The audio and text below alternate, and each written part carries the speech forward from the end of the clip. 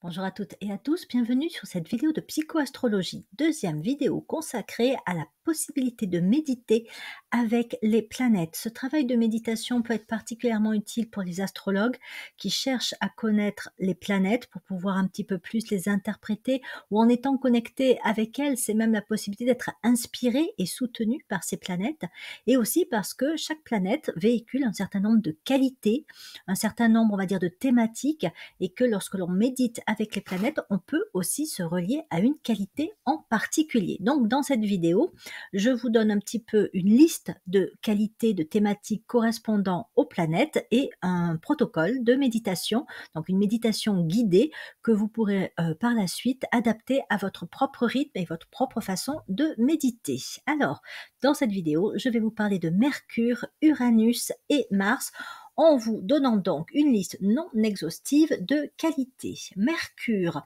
Mercure, on va dire que c'est le messager divin, c'est connu comme étant le cas dans la mythologie grecque, le dieu grec Mercure, et donc c'est une planète avant tout de connexion. Donc c'est-à-dire que Mercure favorise la mise en lien, le fait de se relier, de se connecter. Alors ça peut être de se connecter aux autres, de se connecter à de l'information, de se connecter à des connaissances, à des expériences, etc., etc. Et donc lorsqu'on peut avoir besoin comme ça de s'ouvrir à quelque chose de nouveau, ou d'être plus à l'aise dans les relations, ou de s'exprimer, donc je donne un petit peu aussi toutes les capacités de communication que Mercure aide à développer, justement méditer avec cette planète peut se révéler intéressant. Connexion et discernement, parce que Mercure, quelque part, agit dans le développement du mental, de l'intellect, et parmi les qualités qu'elle développe sur le plan intellectuel, il y a le discernement. Il y a aussi la lucidité, qui fait partie des qualités de Mercure. Mais le discernement, c'est la capacité notamment, justement, à discerner le vrai du faux, le juste de ce qui ne l'est pas, ce qui est adapté, ce qui n'est pas vraiment, ce qui appartient au présent, au passé, peut-être à l'avenir aussi. Donc, toutes les capacités de discernement sont reliées à Mercure particulièrement. Après, évidemment, différentes planètes peuvent être aussi sur des qualités similaires, voire la même qualité. Comme on va le voir, si Mercure gouverne le développement de l'intuition, c'est également le cas d'Uranus. Et donc, si on veut travailler particulièrement à développer son intuition, ça peut être intéressant de méditer, d'alterner une fois avec Mercure, une fois avec Uranus, parce que chacune va apporter ses qualités propres dans le développement de la méditation. Donc discernement, connexion, donc connexion à l'âme notamment, qui est, on va dire, celle qui peut nous donner des messages, des informations particulièrement inspirées, et donc qui nous aide aussi à développer l'intuition. Donc discernement, on va dire que le discernement, c'est l'étape un peu préalable au développement de l'intuition. On commence par développer son discernement. Le discernement, c'est aussi la capacité de remettre en cause ce qu'on pense être vrai, de si je puis dire, tester, évaluer, voire un petit peu aussi critiquer par rapport à des façons d'être, des façons de réagir. Donc voilà, le discernement est une des grandes qualités du mental, de l'intellect, et donc elle est développée particulièrement par Mercure. Il peut être intéressant de méditer avec Mercure si on veut développer aussi sa finesse perceptive, percevoir les choses un petit peu au-delà des apparences, au-delà de ce que, encore une fois, on peut penser comme vrai, ou qu'on a toujours pensé comme vrai, remettre en cause des formes pensées, percevoir aussi si ce que l'autre nous dit est vrai ou pas, complet, incomplet, est-ce qu'il nous cache pas des choses, voilà. Finesse perceptive, ou dans l'information aussi, quand on perçoit une information, quelle est la qualité de cette information. Donc Mercure est particulièrement utile dans ces cas-là. Elle intervient, comme je le disais, sur tout le plan de la communication, et ça commence aussi par la vivacité intellectuelle, c'est-à-dire vraiment la capacité à raisonner de façon rapide et à connecter, même au niveau des neurones du cerveau, pour que justement ça aille vite. Alors pas trop vite non plus, mais bon, parfois on sent bien quand on parle avec quelqu'un, on peine un petit peu à trouver nos mots, ou à savoir comment réagir, ou voilà, on a du mal un petit peu à faire ces connexions, et donc Mercure intervient aussi dans le développement de la vivacité intellectuelle. C'est la capacité à comprendre vite quelque chose, sans que l'on ait besoin de nous l'expliquer encore et encore. Elle stimule aussi le goût des apprentissages, hein, vraiment la curiosité intellectuelle, le plaisir d'apprendre. Donc, si on est en situation d'apprentissage, travailler avec Mercure peut aider non seulement à stimuler ce goût, mais également à acquérir les connaissances, à se relier à elles et donc à les mémoriser aussi quelque part. Donc, le goût des apprentissages et toute la sphère en fait des apprentissages. Donc, elle favorise particulièrement le fonctionnement de deux modes de raisonnement, le déductif et l'inductif. Hein, voilà, déductif, inductif. Alors, le déductif, c'est partir du général pour aller au spécifique, et l'inductif, c'est le contraire. On part d'un point spécifique et on va généraliser. Donc, raisonnement déductif, inductif, donc les capacités de communication, ça commence avec l'authenticité, pouvoir s'exprimer de la façon la plus authentique en étant aligné, connecté vraiment à qui on est. C'est aussi, par exemple, le développement de l'écoute active. L'écoute active, c'est sûr qu'on ne peut pas bien communiquer si on n'écoute pas aussi la personne, l'auditoire auprès duquel on communique. Donc, c'est observer quelque part ce qui est dit, entendre vraiment ce que la personne nous dit ou la façon dont elle réagit ou quelle est l'émotion qui est présente dans ses propos, mais c'est également entendre ce qu'elle ne nous dit pas, c'est-à-dire le non-verbal, toute la sphère du non-verbal, comment elle réagit, comment son corps en fait réagit aussi à ce que l'on peut dire. Donc la sphère donc de l'écoute active, le verbal, le non-verbal peut être développée en travaillant avec Mercure. La fluidité verbale, donc vraiment être à l'aise dans ce qu'on exprime, que nos propos, il n'y ait pas de heurte, de bégaiement, un mot à la place d'un autre, voilà. Arriver à être le plus fluide dans notre expression orale. L'adaptabilité, alors l'adaptabilité aux autres, on communique de la façon la plus adaptée à la personne que l'on a en face de nous. Donc on utilise un vocabulaire, on utilise peut-être même des constructions de phrases et un rythme qui va correspondre à la personne que l'on a en face. C'est comme par exemple quand on doit discuter avec un enfant, un adulte, une personne âgée, on va pas forcément utiliser le même langage et s'exprimer de la même façon. Donc l'adaptabilité, Mercure aide à développer ça sur le plan notamment de la communication. Et pas que, de manière générale, c'est l'adaptabilité aux expériences, aux apprentissages, aux situations aussi. Mercure aide justement à rendre un petit peu souple quelque part. La clarté des propos, donc voilà, être clair, savoir qu'effectivement ce que l'on dit, on le dit de la façon la plus claire, entendable, compréhensible possible par l'autre. Après que l'autre comprenne vraiment ou pas, évidemment, il y a sa part, il joue sa part là-dedans, mais de notre côté, avoir la possibilité d'exprimer les choses de la façon la plus claire possible. Et c'est valable aussi bien pour la communication orale que la communication écrite. Mercure intervient dans les deux formes de communication. Même artistique, on pourrait généraliser ça à la notion d'expression. Mercure favorise les formes d'expression. Capacité à aller chercher et à obtenir l'information. Alors ça, c'est une qualité que je trouve particulièrement forte chez les Gémeaux, qui justement, c'est un signe qui est gouverné par Mercure, où on a l'impression qu'ils sont facilement au courant de ce qui se passe, où ils savent aller trouver l'information. En général, ils la font aussi circuler. Et donc, effectivement, Mercure nous connecte aussi aux informations et c'est quelque part une vraie capacité que d'avoir la bonne information au bon moment. Parfois, ça arrive un peu naturellement. Voilà, on se pose une question, on cherche une information et grâce à Mercure, elle peut arriver sans que forcément on ait à soulever des pierres, à aller chercher partout pour obtenir l'information. Mercure peut intervenir aussi dans le développement de la sensibilité à la beauté. Donc ça peut être utile si on est dans un domaine artistique, créatif, ou si on se sent peut-être un petit peu, en berne par rapport à un certain goût esthétique. Voilà. Donc on peut travailler avec Mercure pour développer la sensibilité à la beauté, aux couleurs, à l'harmonie des couleurs, aux formes, etc., etc. Donc l'intuition, l'illumination, on va dire que ce sont vraiment les stades supérieurs encore de travail de Mercure. Et quand on médite avec Mercure, on peut méditer sur l'intuition et sur le principe même d'illumination.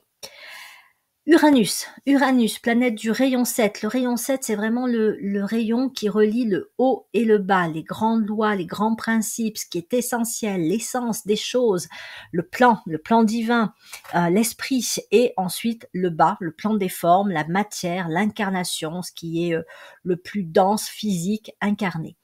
Donc, Uranus participe à créer un alignement, justement, l'alignement entre le haut et le bas.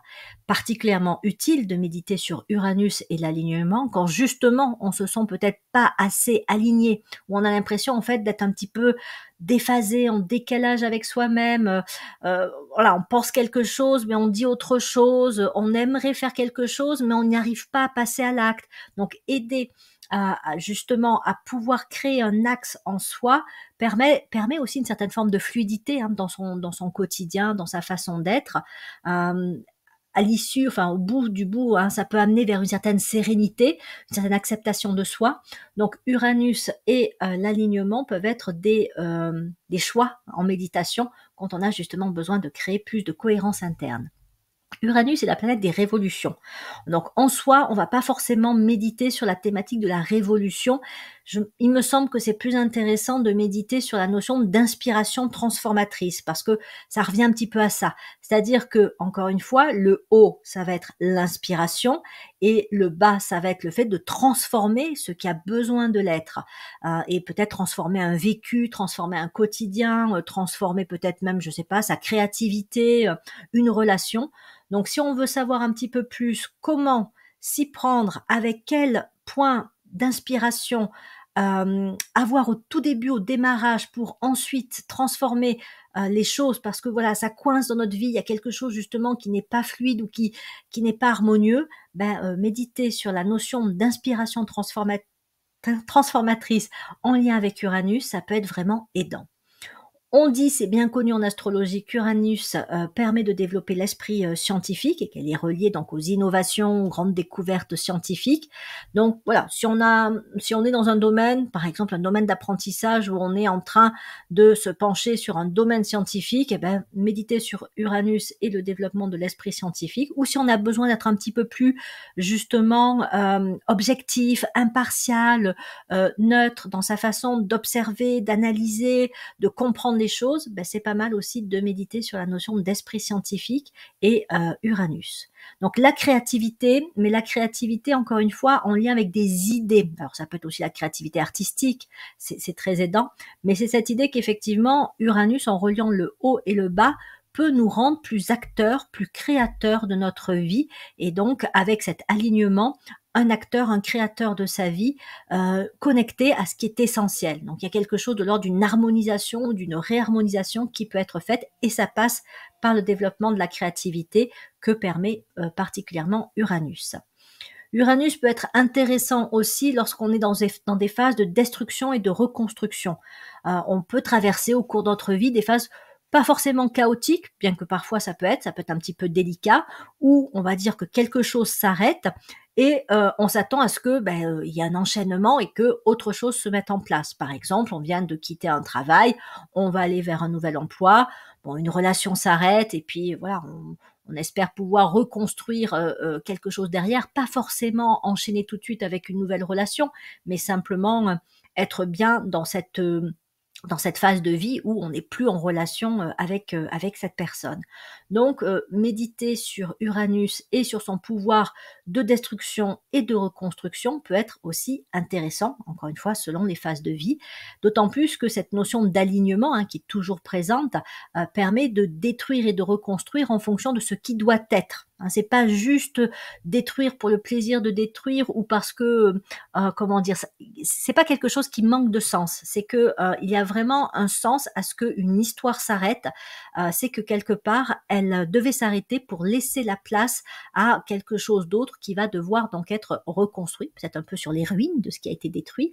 Mais en tout cas, voilà, il y a un travail qui va être en cours, qui va être entrepris et qui peut être fondamentalement juste. Donc ça peut aussi permettre de comprendre ces phases de vie où on traverse donc des moments un peu de fin, de rupture, voilà, de destruction, de phases chaotiques pour aller vers des nouvelles constructions. Elle fait travailler la liberté d'être parce que Uranus est souvent relié aussi à tout ce qui est anticonformisme. On fait tomber des carcans, on fait tomber des vieilles histoires, des rigidités, des routines. Voilà, donc on peut méditer sur Uranus et la notion de liberté d'être quand justement on sent qu'on est peut-être un petit peu coincé dans des aspects de notre être, de notre vie, des pensées qui nous enferment un petit peu, quand on a besoin un petit peu de faire bouger les choses et qu'on a ce désir de liberté, mais qu'on sent qu'on n'y arrive pas complètement. Hein. Ça peut être aussi parce qu'on a une peur qui nous empêche de vivre cette liberté. Donc Uranus et la notion de liberté d'être peuvent être travaillées en méditation. Uranus participe à tout ce qui est donc destruction, reconstruction et aussi donc tout le travail de réorganisation, restructuration, donc accompagnement d'une période de changement, quand on doit remettre un peu de l'ordre dans sa vie. Hein, je reprends les choses en main, je vais remettre de l'ordre dans ma vie. Bon, comment je vais m'y prendre? Peut-être que je sais pas encore trop. Donc méditer sur Uranus pour avoir la réorganisation et la restructuration la plus juste possible, celle la plus adaptée à mon être, à mon essence quelque part, ben, ça peut être particulièrement intéressant. Donc l'intuition, puisque comme je le disais avec Mercure, Uranus participe au développement de l'intuition et elle permet particulièrement de discerner la suite du chemin. Donc voilà où j'en suis, mais vers quoi est-ce que je dois tendre, vers quoi je peux aller? Là, je suis pas trop claire, je sais pas trop ce qui m'attend, je sais pas trop quelle direction prendre. Ben, méditer sur Uranus et sur cette intuition uranienne, si je puis dire, peut permettre effectivement pas forcément de voir le bout du chemin, mais d'avoir peut-être un peu plus d'élan directeur pour savoir que, ok, je vais prendre plutôt cette direction que cette autre direction. Je vais faire plutôt ce choix, je vais prendre cette décision plutôt que celle-là. Il y a une espèce de confiance aussi, hein, mais aussi de détermination avec Uranus, de faire ce qui doit être fait, et ça peut passer effectivement par de l'intuition où on a, à un moment donné, la perception que c'est ça qui doit être fait, voilà, telle décision qui doit être prise. Donc, Uranus et l'intuition peut être utile justement, soit dans des moments de changement de cap, soit dans des moments où on est un petit peu perdu quant à son avenir. Ça peut aider à y voir un petit peu plus clair. Donc favorise le travail et la pensée de groupe. Uranus est une planète qui relie à tout ce qui est coopération, collaboration, partenariat. Et donc si on est dans une phase de vie où, par exemple professionnellement, alors ça peut être aussi, je sais pas, dans le cadre d'une association, d'un projet communautaire, on sait qu'on va travailler avec d'autres personnes, méditer sur Uranus et sur le fait de travailler en groupe, hein, la notion de coopération, peut être aussi intéressant. Ou voilà, si on a envie davantage de développer la coopération dans sa vie, hein, je pense par exemple aux personnes qui sont à leur compte et qui peuvent ressentir un certain sentiment de solitude en étant indépendants et qu'elles ont peut-être envie de développer autre chose, un partenariat. Peut-être que voilà, méditer sur Uranus et cette notion donc de coopération peut guider ou peut-être même ouvrir des possibilités sur la mise en place d'un partenariat. Et puis Uranus est quand même une planète qui favorise le développement de l'occultisme, du travail occulte. Il y a un lien aussi entre Uranus et tout le travail de l'alchimie. Alors c'est pas la seule planète, même Mercure aussi joue pas mal sur le travail alchimique.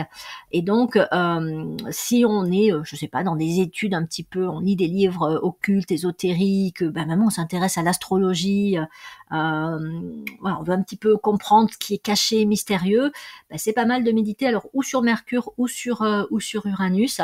Ça peut aider dans ces apprentissages et dans le développement donc d'une approche, on va dire, un peu plus occulte. Voilà. Mars, donc Mars, planète qui relaie le rayon 6, le grand rayon d'idéal, de dévotion. C'est un rayon d'une puissance, on va dire d'un élan fort qui pousse à l'action, qui pousse à aller de l'avant. Donc ça peut être particulièrement utile de méditer sur Mars quand justement on doit entreprendre une nouvelle action, quand on doit passer à l'action, mais qu'on a un petit peu de mal. Voilà, je dois aller vers ça, ou ça y est, je dois m'engager là-dedans, ou je dois démarrer quelque chose, et je suis pas encore super à l'aise avec ça. Même par exemple quand je dois démarrer un nouveau travail ou je dois déménager, puis je dois trouver l'élan, l'énergie de faire ce qu'il faut pour faire ce déménagement. Voilà, on peut méditer sur Mars et ces notions, soit donc d'action, soit de démarrage. Donc quel que soit le type de démarrage, Mars c'est vraiment la planète qui stimule à aller de l'avant, qui stimule à oser sortir aussi un petit peu de son confort, de son quotidien, de ce qui est connu, qui donne du courage. Donc on peut aussi méditer sur le courage. C'est quand même le dieu de la guerre, Mars, donc bon, pas la guerre sans un certain courage, sinon on a plutôt tendance à fuir. Donc voilà, de travailler le courage, travailler aussi la détermination et parfois même l'esprit guerrier. Alors je sais que c'est pas forcément très bien vu de développer l'esprit guerrier quand on est dans le champ du développement personnel, de la bientraitance, de la bienveillance, etc. Mais il faut dire ce qui est, hein, on peut avoir besoin à un certain moment d'avoir un certain esprit combatif, ne serait-ce que parce que là on est dans une situation difficile où il y a une personne qui a tendance à nous nuire et on a un peu de mal à résister ou à s'opposer, à s'affirmer, où on sait que voilà, on va traverser une situation un peu de conflit dans son travail.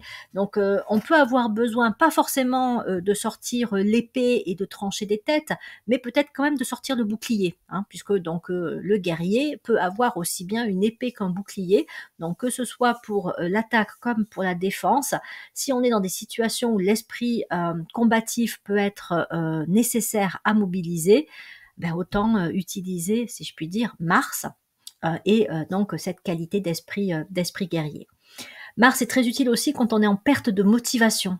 Là, je suis dans une phase de vie, hein, c'est un exemple, hein, où j'ai pas trop d'énergie, j'ai pas trop d'élan, tout me paraît un peu bof, voilà, je me traîne un petit peu, j'ai le moral un peu dans les chaussettes, voilà, je suis un petit peu en berne, quoi. Donc méditer sur Mars peut stimuler le goût, le désir. Et donc, rien de tel que d'avoir un certain type de désir pour justement et passer à l'action et trouver le quotidien un petit peu plus inspirant, fun, plaisant, hein, quelque part à vivre. Hein. Il y a une notion de plaisir aussi, hein, que Mars peut nous faire recontacter. Donc voilà, on peut méditer aussi sur Mars. Ça peut être particulièrement intéressant quand on est dans des phases un peu de démotivation ou de perte de goût, de perte d'élan, de perte d'énergie, qu'on a l'impression de se traîner. Voilà. Utiliser Mars, ça peut faire du bien. L'enthousiasme aussi, hein, ça va avec. Développer un certain enthousiasme, un certain élan de vie, retrouver même le goût à la vie quand on est un petit peu à se dire que est-ce que ça vaut le coup de voilà, d'être là, d'être incarné, c'est quoi cette vie, etc. Ben Mars stimule ce type un petit peu de motivation, de goût, d'énergie. Et ben voilà ce que j'avais envie de vous proposer comme qualité thématique, encore une fois non exhaustive de ces 3 planètes. Je vais à présent, deuxième partie, vous proposer une méditation guidée. Donc je ne vais pas vous dire, mais je vais choisir moi une planète et une qualité, et je vous laisse de votre côté prendre le temps dans la liste proposée de choisir la planète avec l'une de ses qualités pour pouvoir faire la méditation. Comme pour la précédente vidéo, la méditation, pour fonctionner, il ne faut pas la faire juste une fois.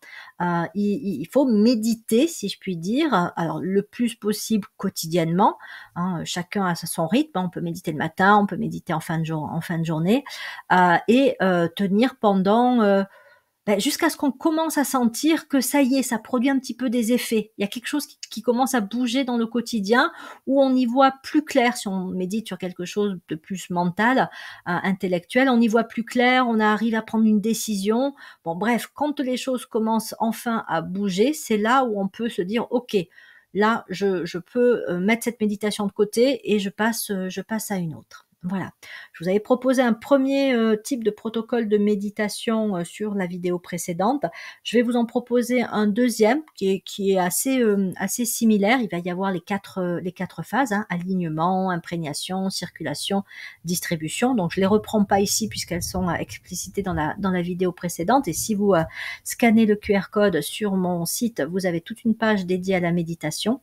Mais effectivement, là, dans la phase d'alignement, je vais vous proposer un autre type d'alignement que celui de la vidéo précédente. Donc, c'est parti. Alors, je vous invite à vous mettre assis dans une position confortable avec le dos relativement droit, pour ne pas dire bien droit, afin que les énergies qui vont être captées pendant la méditation puissent circuler le long de la colonne vertébrale et se répandre partout au niveau du corps physique et éthérique. Et donc nous commençons la méditation par quelques respirations afin de nous détendre aussi bien physiquement que mentalement. Donc nous inspirons et expirons posément.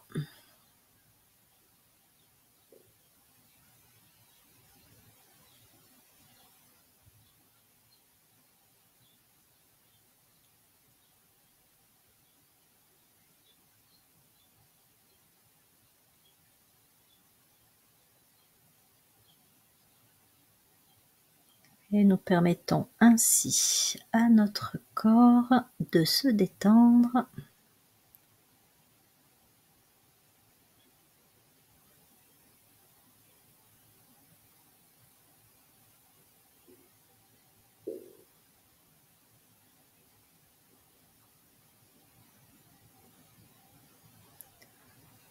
Puis nous portons notre attention sur le centre Ajna, chakra situé entre les deux sourcils.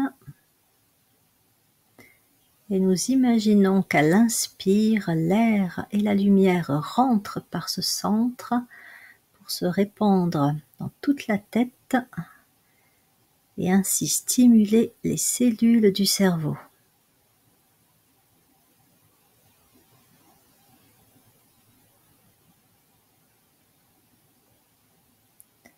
À l'expire, nous imaginons que par ce centre Ajna s'évacuent les impuretés mentales, les vieilles formes pensées dépassées,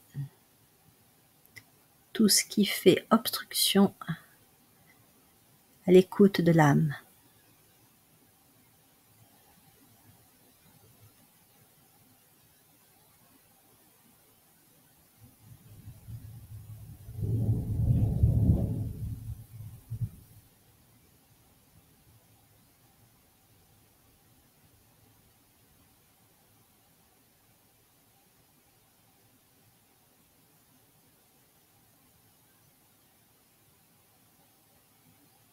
À l'inspire, l'air et la lumière rentrent par le centre Ajna, stimulant la chitta, la matière mentale.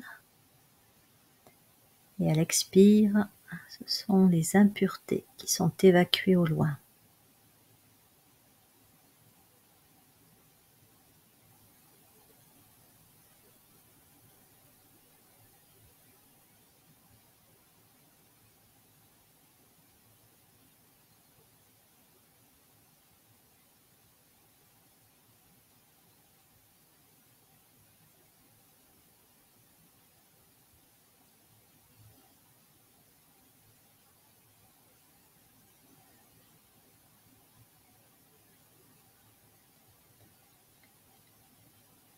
Puis nous portons notre attention sur le centre coronal, le chakra situé au sommet du crâne, et nous allons faire ce même travail d'inspiration de l'air et de la lumière en imaginant que nous nous connectons aux énergies spirituelles les plus élevées, que nous soyons capables de capter.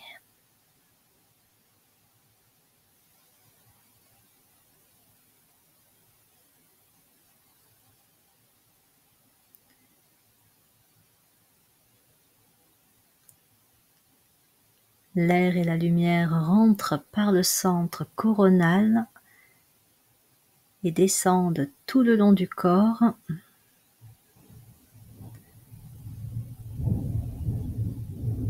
Pour atteindre la pointe des orteils, le bout des doigts.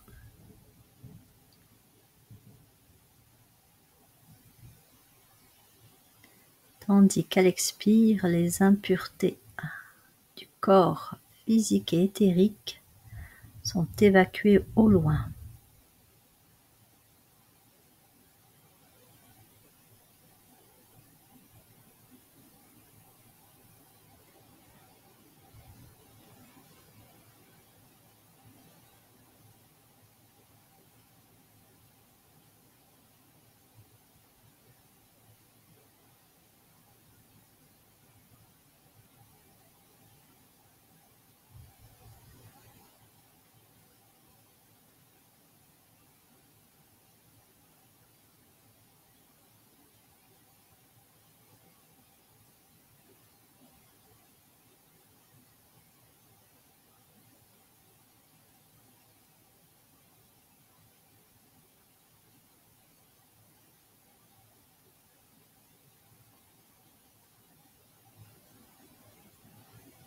À l'inspire, l'air et la lumière rentrent par le centre coronal, descendent tout le long du corps et imprègnent les cellules de notre corps, tout notre corps éthérique.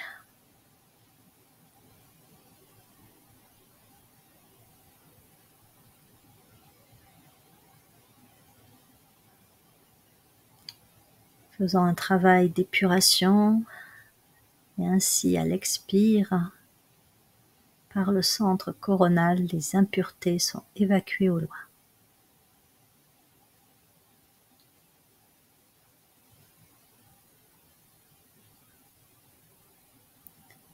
Le corps éthérique devient plus lumineux, également plus connecté aux énergies spirituelles.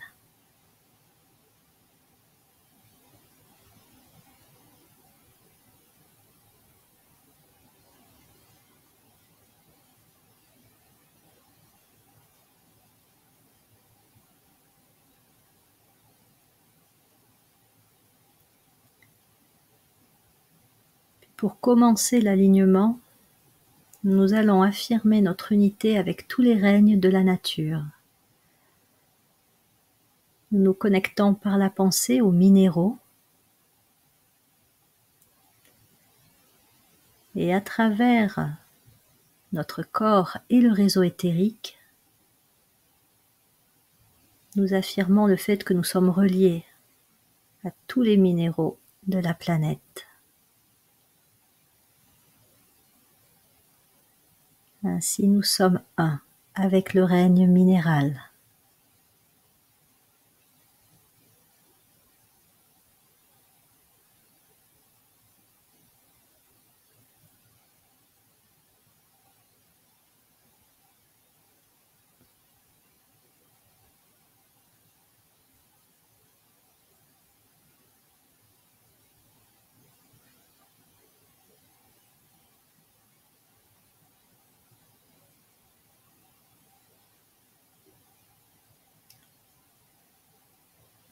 Puis nous portons notre attention sur le règne végétal.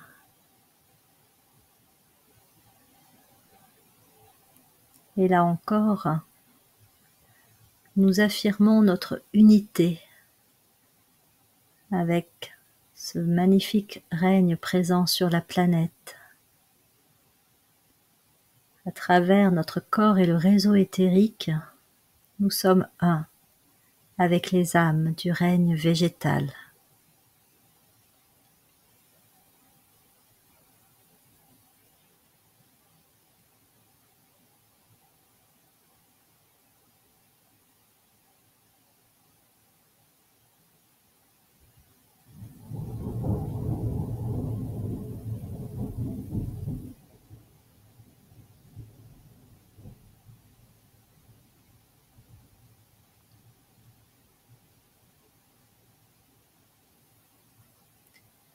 Puis nous portons notre attention sur le règne animal. La multitude des animaux présents sur la planète.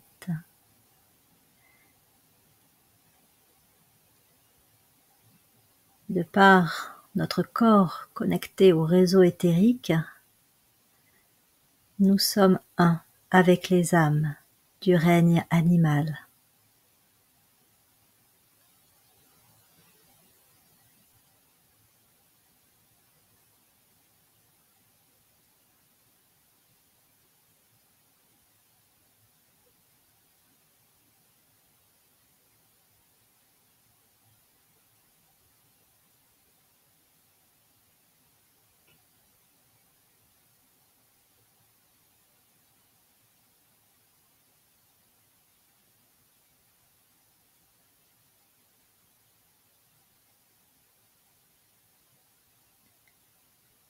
Nous nous tournons à présent vers le règne humain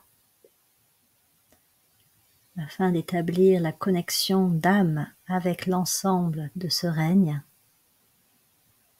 à travers notre corps éthérique et le réseau éthérique.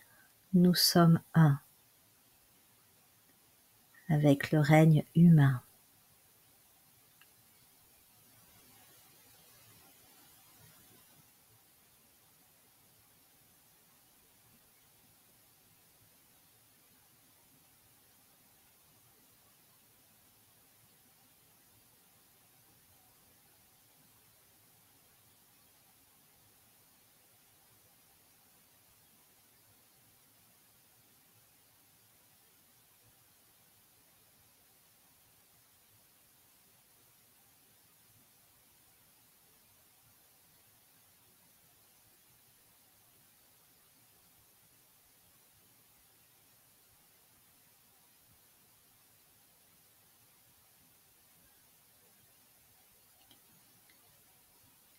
Puis, nous focalisons à présent sur le règne de l'âme et nous nous connectons à l'âme que nous sommes et au monde de l'âme dans sa globalité.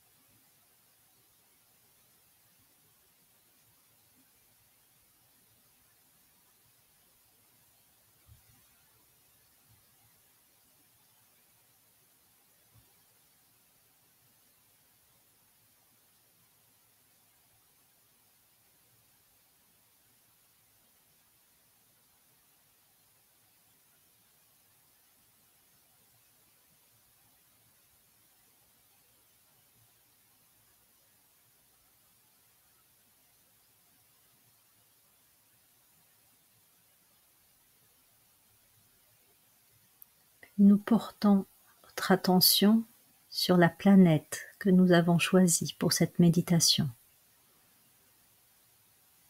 Nous pouvons évoquer son nom, son symbole,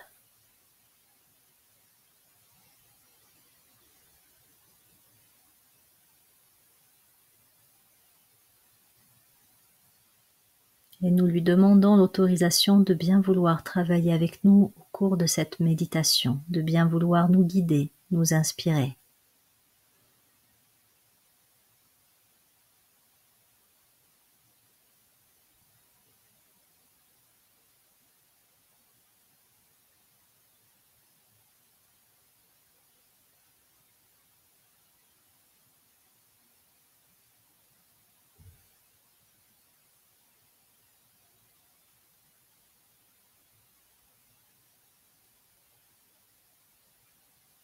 Prenons le temps d'établir la connexion à la planète,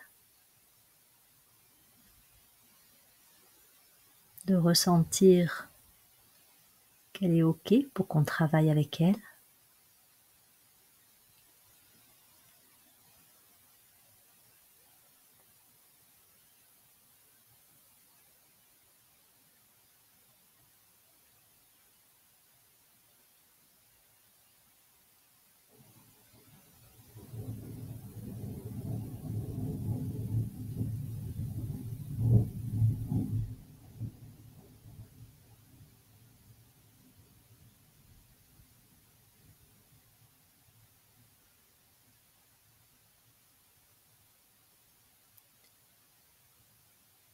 Et puis de là, avec l'accord de la planète, nous lui demandons de nous guider à développer la qualité que nous avons choisie ou celle qui se présente à nous à ce moment de la méditation.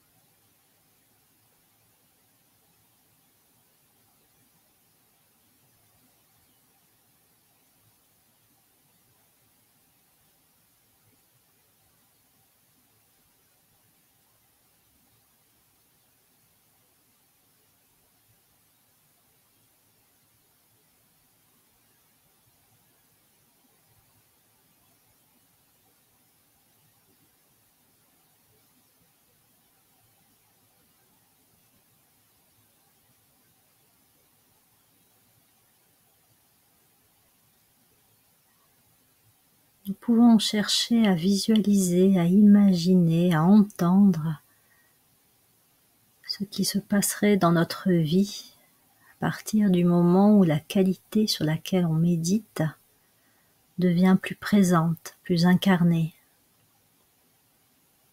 où elle se manifeste dans notre quotidien.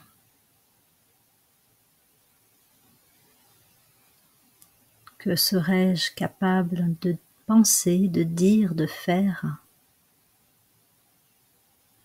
avec cette qualité ?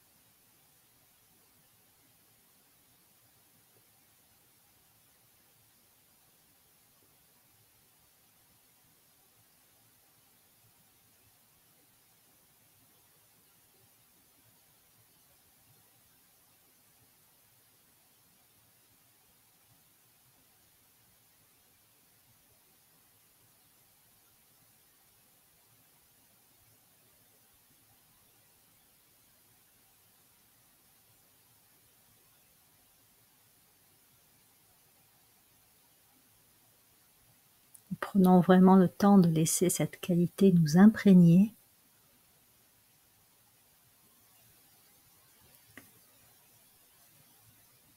Informer les cellules de notre corps qu'elle est davantage présente en nous,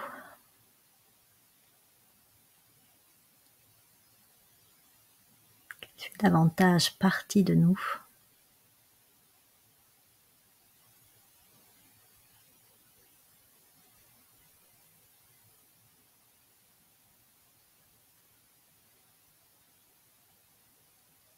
Et parce que nous sommes reliés au réseau éthérique, nous allons pouvoir partager avec l'ensemble le fruit de la méditation.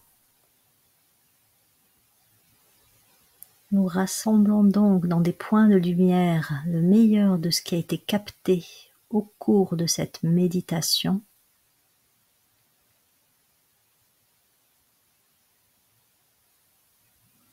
Dans l'alignement, dans le contact à la planète, dans l'imprégnation à la qualité, nous mettons le meilleur de notre méditation dans ces points de lumière que nous déposons sur le réseau éthérique afin qu'il circule librement et soit accessible par ceux qui méditent.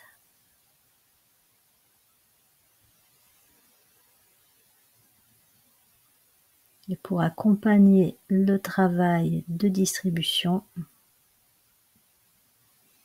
nous pouvons réciter la grande invocation.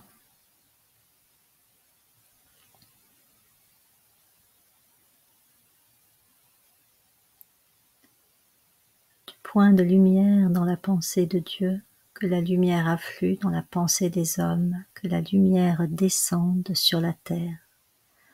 Du point d'amour dans le cœur de Dieu, que l'amour afflue dans le cœur des hommes, puisse le Christ revenir sur terre.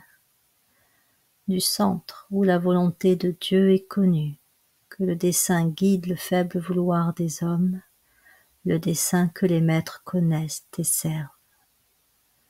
Du centre que nous appelons la race des hommes, que le plan d'amour et de lumière s'épanouisse, et puisse-t-il sceller la porte de la demeure du mal. Que lumière, amour et puissance restaurent le plan sur la terre.